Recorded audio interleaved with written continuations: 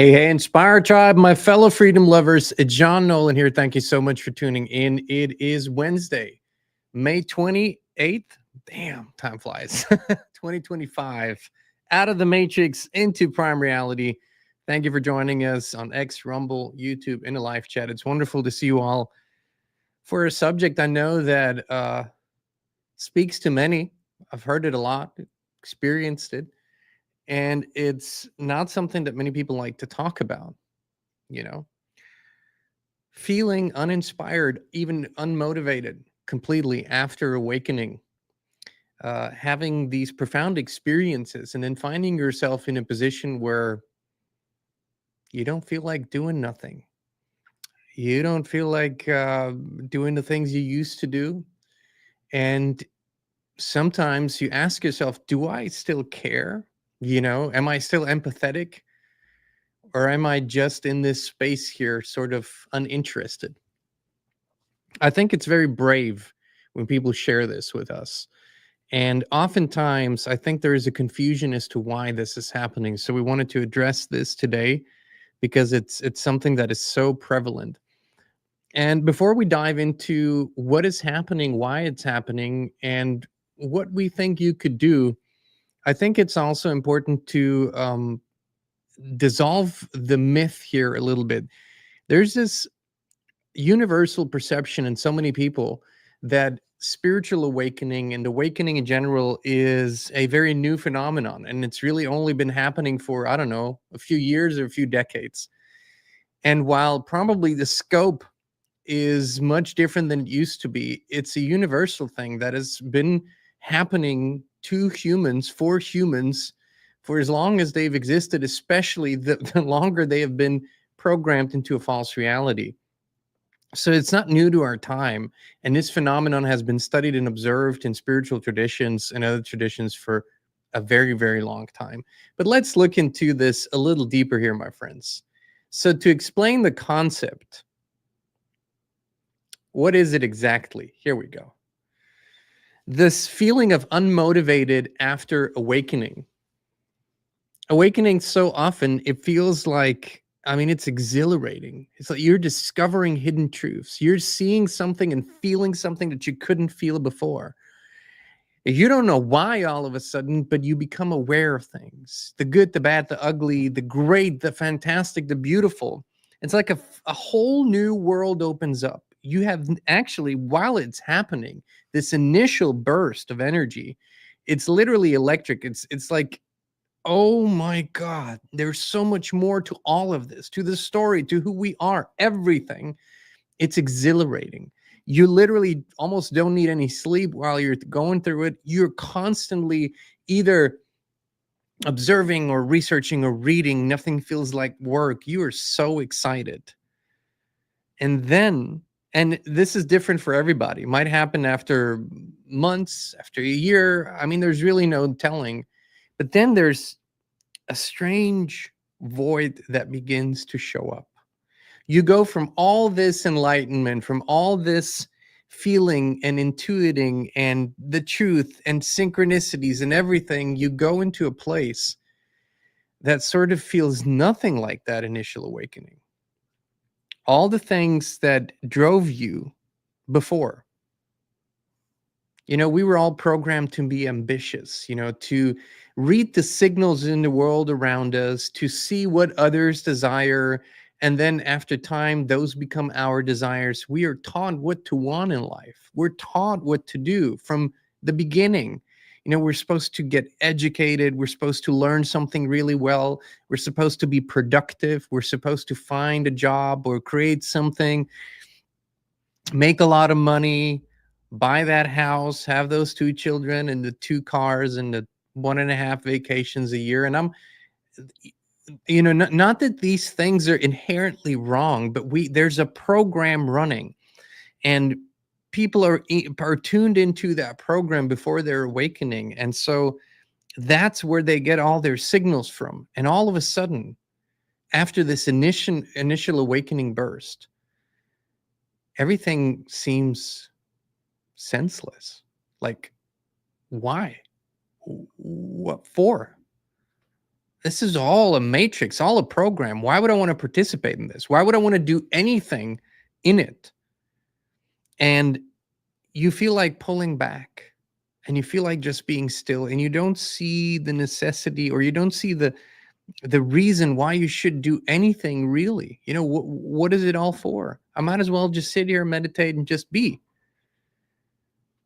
The truth is, there's nothing wrong with that feeling. What might be wrong sometimes is those conclusions that might come up.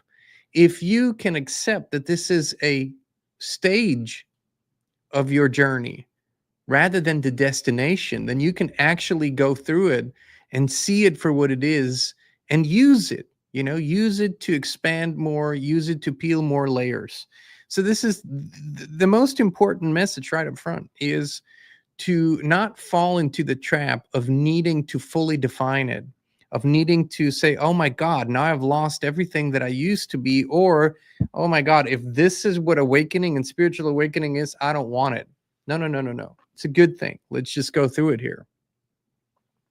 So the first thing that begins to happen is the ego transformation and an identity shift. It's like how you see yourself in the world, and as you relate to others, that begins to shift, but also who you were before. And so often people, when you ask them, regular people, you know, uh, you get to know them at a party, you get introduced or somewhere else, you say your name, and then after a while, it's just, so what do you do for a living? And then you say, well, this is my profession, this is what I do, I own a business, or I'm a nurse, or whatever. And then, oh yeah, and then you talk about family and your favorite sports teams and your favorite this and your favorite bar and all these sort of regular things.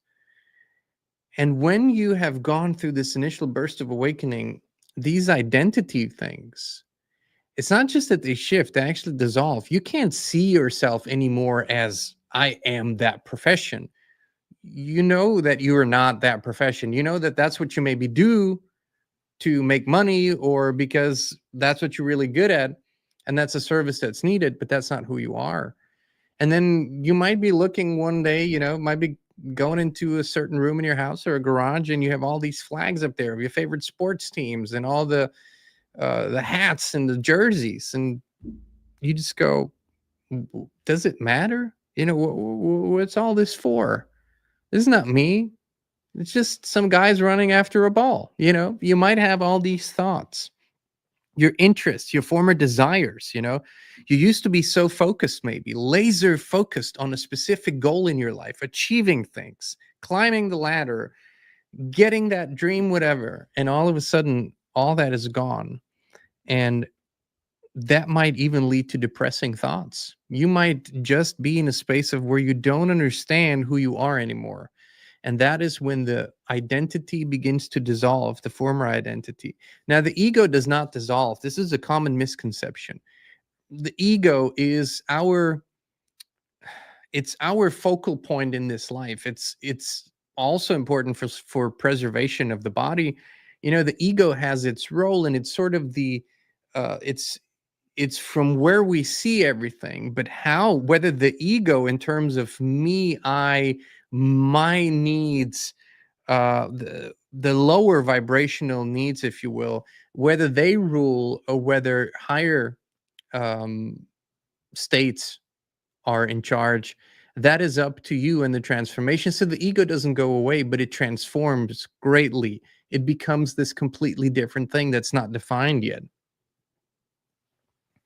Like I've said, you during your awakening, and it might be purely spiritual. You might not even be interested in the politics of the world and in the conspiracies and all that might not even interest you, but still you begin to see through the illusions. You begin to see through the senselessness of so many things in the world, and you begin to see things clearly for what they are. And then you go, okay, so I wasn't feeling well. I'll give you an example. And people experience this all the time. They weren't feeling well, stomach upset, something big enough so that they went to the ER, went to the hospital, whatever.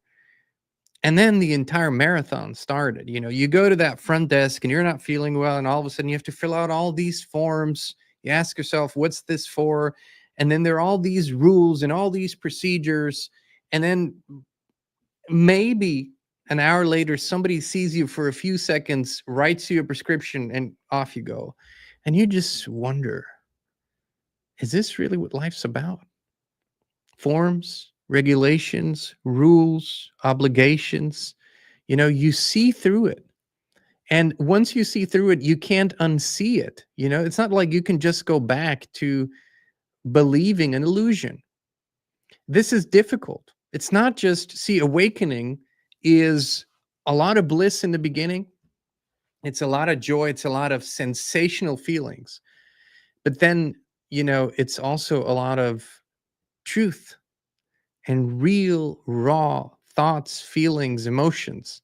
And that needs to be acknowledged, that this happens. You are literally, it's not so much that you, the real you, is changing, it's that everything that isn't the real you is beginning to fade away. The shifting values, like I said, everything begins to change. How you relate to others, your family, your friends, all of a sudden, they don't understand, by the way.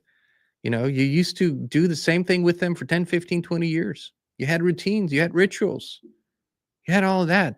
Now you sit down with them, you don't talk about the same things any longer. You don't get excited about the same things any longer. And you want to shift the conversation to more meaningful things. And all you see is blank stares. Panic. Oh no. Oh no. He's changing. Oh no. Dude, you're not who you used to be. Makes him panic. People don't like that. People want to rely on you staying the same. But you, all of a sudden, you don't care about the same things any longer. You see the world differently. It's when your values shift. And truly, what then begins to happen, and this is sort of the relief from this experience, because it doesn't last forever. This apathy, this not feeling excited about what you used to feel excited about, or even unmotivated to do anything, it doesn't last forever. It's a natural progression in your awakening journey. And eventually you get into the integration period. And this is where it's like always. Whenever we learn new things and do new things, we go through these stages: super excitement, the lows, and then we start integrating everything we see, we learn, we start sort of putting it into perspective and context again, as we begin to move in the right direction. So this is the pause, the reset, the lack of motivation, less inspiration, but then something begins to happen. Now, all of the things that used to excite you don't work, but then all of a sudden, if you sit silently, maybe in nature, maybe in your favorite chair, you listen to music that actually inspires you or calms you down, all of a sudden, you get these inspired thoughts, you get inspired ideas, you get excitement about something. And this is where the real thing begins to shine through. And I want to say this clearly. Most people in society never ever even experience that. Or when they do, they go to the doctor to get some pills because it's strange, it's weird. This is not me, doc. I want these weird things. This doesn't work. I have to do this. I have a family. I can't become a painter. I can't become an artist. I can't write a novel all of a sudden. I can't do these creative things or be a missionary or start a retreat or just meditate for a year. That does not work, doc. Give me the pill. Most people get to this part, but never beyond it. And so when the first real, authentic, inspired thoughts begin to come through, and that might not be today, might be in a year from now, it doesn't matter. It feels completely different. It feels unlike anything that you've ever felt before. It has meaning. It has purpose. It actually feels like the real you is talking to the real you. Something you might have ignored before, pushed away, or just not given much space. But it is because you have dissolved the false identity. You have allowed yourself to see through the illusions, and now the real you is starting to peek through. This is the time where, you might start listening deeper. You can't push that. You can't force that, right? You can't just say, "Oh, I want to have this happen now." If you're in that experience where sometimes you even feel guilty, there's people around you that are suffering.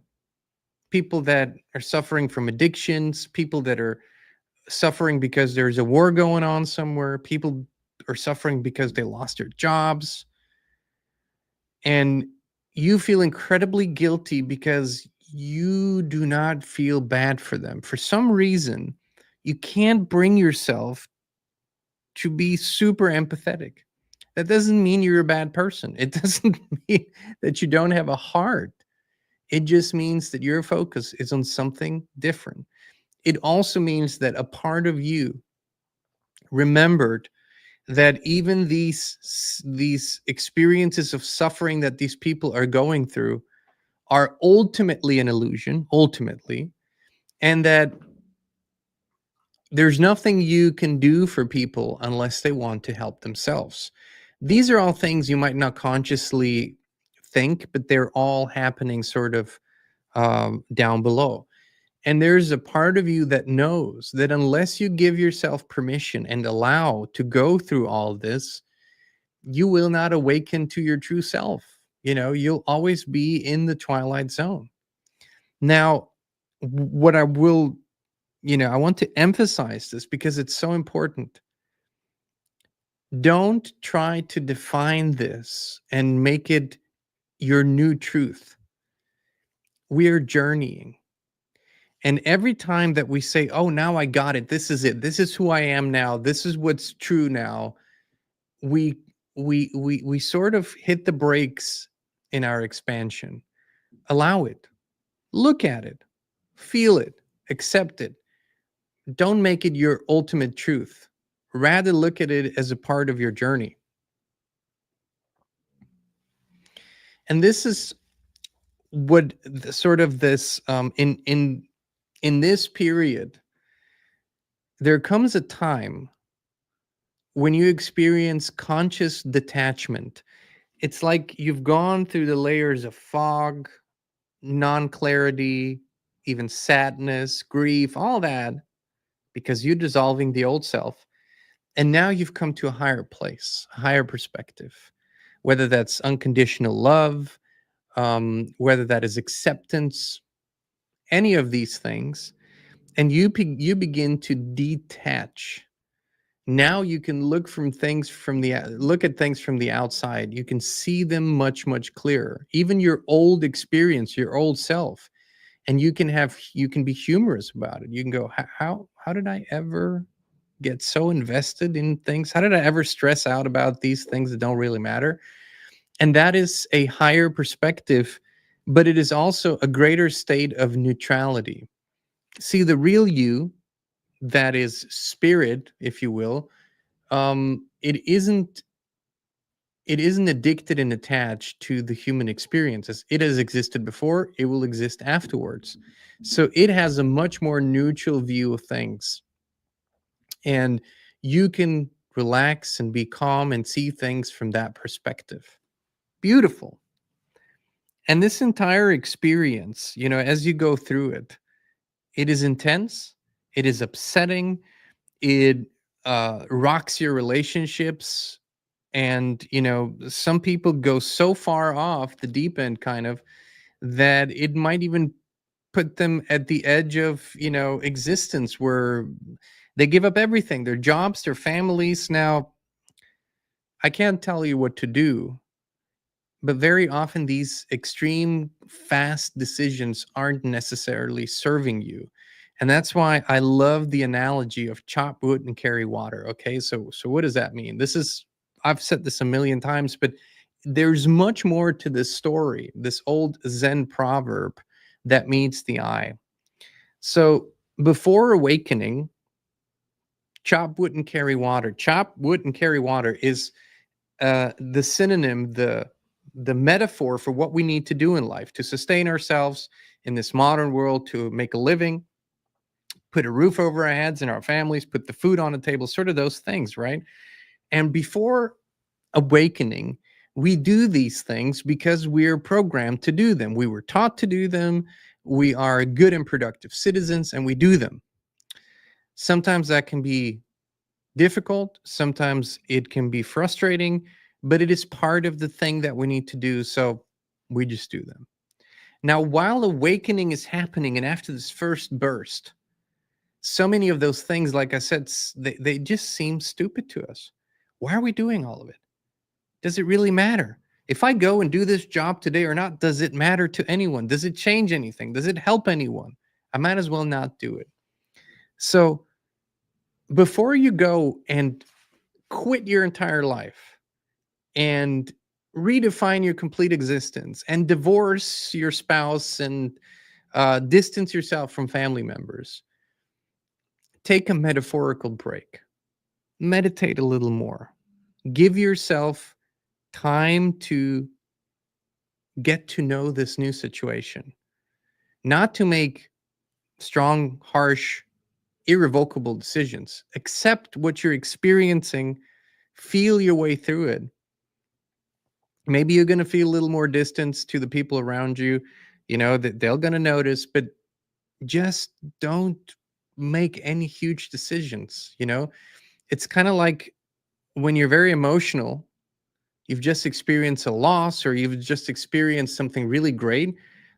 There's wisdom in not making life-changing decisions while you're in that heightened emotion. It's the same here. So during awakening, give yourself more space, more time for the experience. Why? Here's the thing. We live in this material world. And for today's show and this purpose, we don't need to talk about whether this is a simulation. It is a construct of some kind. And we live in the modern world is very disconnected from nature. So it's an artificial world, if you will. And there are still certain things that we need to do in this world, even after we have awakened, even after we feel more enlightened and have a greater sense of who we are. And that's where the Zen wisdom, the proverb comes in, is before enlightenment, chop wood and carry water, before awakening. And after awakening, guess what? You still chop wood and carry water. What has changed is who you are while you do it. I've said this 1,000 times. What you say matters. What you do matters more. Why you do it matters even more. But who you are while you're doing it matters the most. The doing itself changes completely according to who you are while you're doing it. So while you're taking care of the necessities of life, let's say you're a janitor, and you before were sweeping the floors and cleaning the windows and cleaning the toilets. Maybe in a high school, that means you see some strange shit. And you just felt like this is complete horseshit. Why would you even do that? Why would you do such a stupid, such a mundane, meaningless job? But then after awakening, you might still be a janitor. But for some reason, every time that you sweep that floor, you see the meaning of it. You see the beauty in it. It's like you're working with the rhythms of creation. And you can see the sense of joy that everyone will have because they walk on clean floors. And the sense of beauty that they will experience because you energize that floor and your presence energized the whole building. And you are now a different person. You're the real you. And everything that you do gets infused with that energy. And this is where the after awakening, chop wood and carry water. And you are basically, if you want to use those words, you're a master. And master, so often, all the masters that I've ever met, and what do I mean by master? It's just our human classification. Those are just people who have realized who they really are versus their human world persona. They didn't stick out because of the way they looked. They didn't stick out because they just sat on a hill and meditated all day. They stuck out because of their love and true presence in all things that they did. The smallest interactions with others were meaningful just because of their presence, not because of big words. When they helped someone with a small task, carrying grocery bags, that was a meaningful task. They were fully present with that person. The greatest spiritually enlightened people that I've ever met didn't look the part, but they were. And so they realized it is not necessarily about becoming this guru or looking so different or dressing so different or appearing so different. It's not about spiritual ego. It's about bringing your true presence to whatever it is that you do. And chances are that after this initial phase of awakening, after you go through this void, through this almost depression phase, which is normal, by the way, you might do less than you did before. But what you do with more love. It might have greater impact. It might bring you greater joy. Chances are that you also give yourself permission to finally do the thing that was always in your heart, that you just never thought was possible. So, in all things, give yourself the space, allow yourself, accept that that's what you're going through. You're not a bad person. You haven't lost your heart. You're just shifting, you're just changing. And that requires time and space, right? That's just the way it is. So don't beat yourself up. Don't judge yourself. And there's a big difference between laziness and procrastination and this experience. You know, a huge, huge difference. Giving yourself space for what needs to be felt and seen, and being lazy and procrastinating and pushing things off are completely different things. Don't have anything to do with each other. This matters not just to you in your life, but for you. And by the way, if you hear someone snoring, no, it's not Christine. She's sitting there wide awake. It's our dog, Jagger. It's our 15-year-old golden retriever. He's snoring over here right next to me. No, he won't stop. So the reason why this matters and why we want to talk about this is because the world needs you to remain functional. It needs you to be busy and distracted and engaged in all of its schemes. It needs you to stay distracted from discovering who you are. On the flip side of this, if you do give yourself permission, you become this incredibly valuable being to the entire collective without having to do anything specific. You just are. One person, one being that knows who they are and lives it. It's like has the power of millions of others who don't. I mean, that's just the truth. It's also something called consciousness compensation. So I would say this: the unmotivation, or let me put it this way, the motivation as a concept itself might go away from your life altogether. Motivation is usually externally triggered. Is this pump? It's an adrenaline driven state, and it can work for short term action, but long term, deep, meaningful things are driven by inspiration. What does that mean? To be in the spirit. To be in the spirit and the spirit in you. That is what inspired means, inspiration. And that can only come from a much deeper and truer place. So if you feel useless or confused because you're not motivated to do things anymore, that might be a good thing. You might be shifting into a greater source of creativity and action moving forward.